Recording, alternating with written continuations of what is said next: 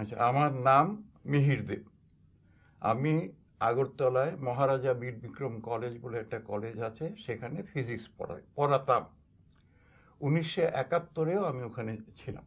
বাংলাদেশ মুক্তিযুদ্ধ যখন শুরু হয়, অনেককেই এটা প্রভাবিত করেছে, আকৃষ্ট করেছে।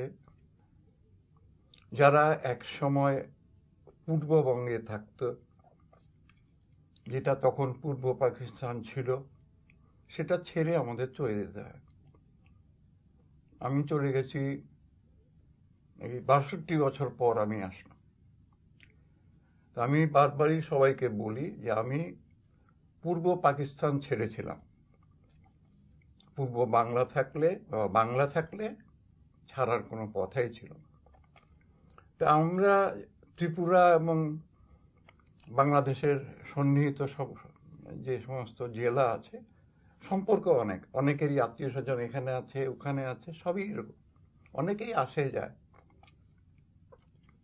৭ মার্চের বক্তৃতা, যেটা রেডিওতে ২ মিনিটের মতো দিয়ে বন্ধ করে দিল, তারপরের দিন পুরোটা পেলাম আমরা।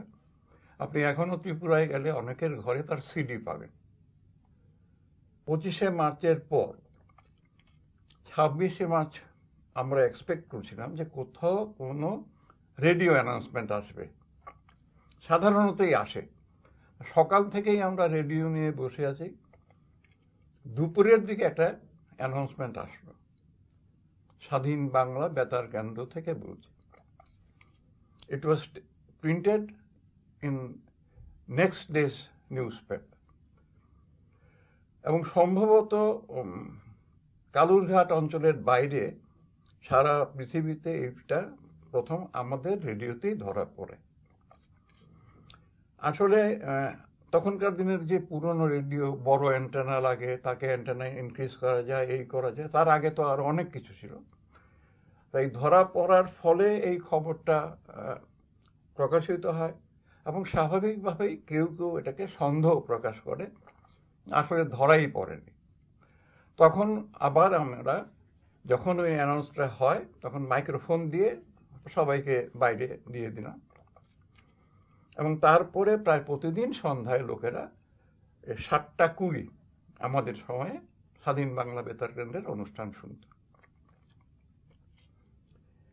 আর যে কাজের সঙ্গে ছিল, তখন তো আমি ওই ছোট একটা পত্রিকা ছিল তার সঙ্গে যুক্ত ছিলাম, ছোট সাইজে, কিন্তু এটাকে প্রচুর ছাপতে হতো। এটা যেখানে যেখানে লোকেরা যুদ্ধ করছে সেখানে এই খবর নিয়ে পত্রিকাটা যেত, সারাদিন চালাত। আমার যে ডিপার্টমেন্ট, ফিজিক্স ডিপার্টমেন্টের পাশে বোটানি জুলজির বিল্ডিং তৈরি হচ্ছিল, আধা কমপ্লিট। ওখানে আশ্রয় দেওয়া হলো সঙ্গীত শিল্পী অজয় রায় বোধ হয় না কেন, এবং তার শিক্ষার্থী ছাত্রছাত্রীরা থাকতো। তো আমি বসি এই ঘরে, তারা বসেন ওই ঘরে, মানে ওই বিল্ডিংয়ে। যোগাযোগ আছে, সবসময় আসে। আমি সিভিল ডিফেন্সের সঙ্গেও যুক্ত ছিলাম, ফলে 24 আওয়ার্সই আমার ডিপার্টমেন্টে থাকতে হতো। আমার এখনো মনে পড়ে, একদিন রাত 11টার দিকে, সম্ভবত ওর নাম ছিল আব্দুর রব, অসম এরকম কিছু, প্রচুর জ্বর নিয়ে আসে, তাকে স্ট্রেচারে নামানো হয় এখানে। আর যে কাজগুলো হয়েছে সেগুলো হচ্ছে সারা শহরে অনেক অনুষ্ঠান হতো, অনেক পথসভা হতো, এবং সেখানে আমাদের লোকেরাও যেমন বলতেন, বাংলাদেশ থেকে যারা বুদ্ধিজীবী গেছেন তারা অনেকেই বলতেন। যদিও এটা ছোট্ট রাজ্য, এবং প্রভিশনাল গভর্নমেন্ট যেটা তৈরি হয়, আমি যতটুকু জানি, তার প্রাথমিক আলোচনা করে স্থির করা হয় আমাদের রাজ্যের রাজধানীর সার্কিট হাউসে। পরবর্তীকালে কলকাতায় চলে গেল, বড় করে হলো, সব হলো। তা আমাদের হোস্টেলগুলিতে অনেক লোক শরণার্থী হিসেবে ছিলেন কলেজেরগুলোতে। এটা প্রায় সিদ্ধান্ত নিয়ে নেওয়া হয়েছে যে আপাতত যদি বন্ধ থাকবে, হোস্টেল খুলে দেওয়া। সারা ত্রিপুরা রাজ্যের লোক ছিল 15 লক্ষ, ওখানে অতিরিক্ত গেছে 16 লক্ষ। কিন্তু এই 9 মাসে একটাও দুর্ঘটনা ঘটেনি, কোনো মারামারি, কোনো কথা কাটাকাটি হয়নি। যে যেভাবে পারে সাহায্য করেছে, এবং যারা গেছে তারাও কোনো রকম উন্নাসিকতা দেখায়নি, কারণ আমাদের মধ্যে তো দারিদ্র্য অনেক আছে। এইভাবেই আমরা এটার সঙ্গে চলেছি। যে পত্রিকাটার কথা বললাম ওটারও নাম দৈনিক সংবাদ, ওটাতে বোমা ফেলার চেষ্টা হয়েছিল, এটা উল্টো জায়গায় পড়েছে, আরেকটা জায়গায় চেয়েছিল, কিন্তু মাথার উপর দিয়ে যাচ্ছে গোলাগুলি, চোখে দেখা যাচ্ছে, কিন্তু একজন লোকও শহর ছেড়ে যায়নি। এটা একেবারে খুব ব্যাখ্যার অতীত। ফলে এইভাবেই এটা এসছে। যুদ্ধটা তো শুরু যখন হয়, মানে 3 ঘন্টা পরে যদি রেসপন্স হতো ইন্ডিয়ার, তাহলে আগরতলা শহর গুড়িয়ে যেত। যেহেতু আমি সিভিল ডিফেন্সে ছিলাম, ডেকে পাঠালো আমাদের, দিয়ে বলল যে immediately go to your post. আমি আবারও বলেছি যে আমি অঙ্ক কষে ভালোবাসতে যাইনি, এটা রক্তের মধ্যেই নিশ্চয়ই কোথাও ছিল, আমার প্রতিবেশী আরেকজনের নাও থাকতে পারে। জড়িয়ে যাওয়ার ফলে এইভাবেই হয়েছে। আমার সৌভাগ্য ছিল, আমি বলেছি যে আমার কলেজের বিল্ডিংয়ে দোতলায় অজিত রায়রা ছিলেন, হোস্টেল দুটোতে তারা ছিলেন, শহরের অন্য জায়গায় ছিলেন, এবং আমরা এই জিনিসটাকে প্রচারে নিয়ে যাওয়ার জন্য নানা রকম মিটিং মিছিল করতাম। এই আমার ভূমিকা ছিল, অবদান নয়। 16ই ডিসেম্বর আমি আপনাকে একটা ছোট্ট গল্প বলতে পারি। যাওয়া আমার সম্ভব ছিল না। আগরতলা থেকে প্রচুর জার্নালিস্ট 16 ডিসেম্বর আসার জন্য রেডি হয়ে গাড়ি নিয়ে বেরিয়েছে। আমাদের পশ্চিম সীমান্তে সোনাবোরা বলে একটা শহর আছে, এদিক দিয়ে ঢুকে তারা ঢাকা যাবে। আমার সন্দেহ ছিল, কারণ অনেক ব্রিজ, অনেক রাস্তা ভাঙা কাটা ছিল।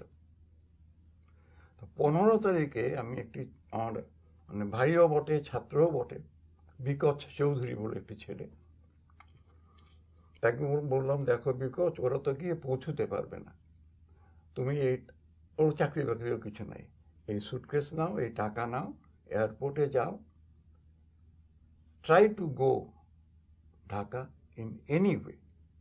তো ও গেল, গিয়ে ওখানকার যেটা আমি এয়ারপোর্টে ঢোকাও কিন্তু কঠিন তখন, মানে চারদিকে সমস্ত ব্যাপার, তা ঢুকে একজনকে বলল, উনি বললেন যে ভাই তোমাকে আমরা তো সাহায্য করতে পারবো না, এক্ষুনি একজন আসবেন হায়ার অফিসার, এখানে ঢুকে তারপর তিনি যাবেন Dhaka to attend 16 December.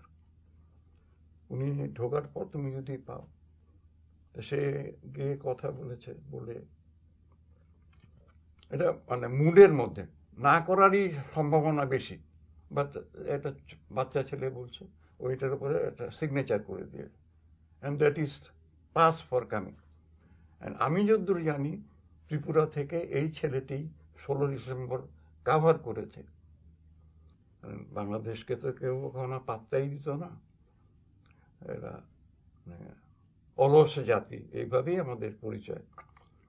Bengal রেজিমেন্টও করতে দেয়নি ব্রিটিশরা, কিন্তু এই অলস জাতি, অসামরিক জাতি, তার চাষি, কৃষক, অন্য সাধারণ লোক, তারাও তো ভেতর থেকে যুদ্ধটা করেছে।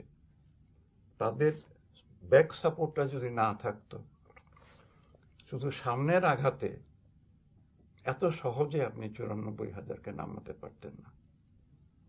তো এই অবস্থায় আমরা থেকেছি। এই হচ্ছে বাংলাদেশের সঙ্গে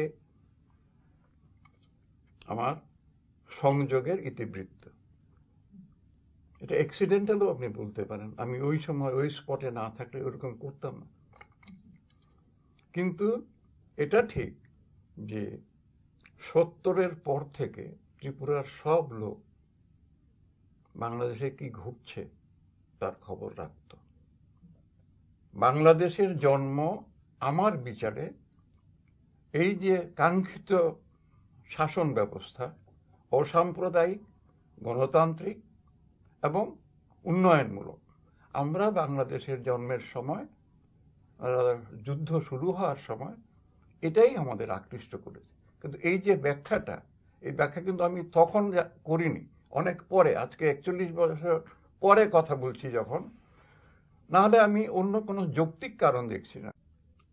এটা প্রতীকী তো বটেই, কারণ তো লক্ষ লক্ষ লোক লক্ষ উপায়ে সাহায্য করেছে, কিন্তু একটা সময় ওই 31, 32, 33 বছর বয়সের সময় হ্যাঁ নিশ্চয়ই মনে হতো যে আমারও গর্ব করার আছে, I have help in deciphering নিউজেস।